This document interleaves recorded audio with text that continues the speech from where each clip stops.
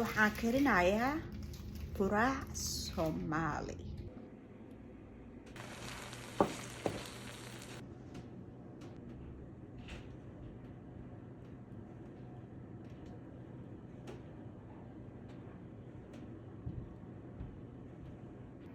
soo dhawaada quraacdan maanta macaan aan karsaday waa aad baan ugu faraxsanahay. I can't wait intaan cunayo.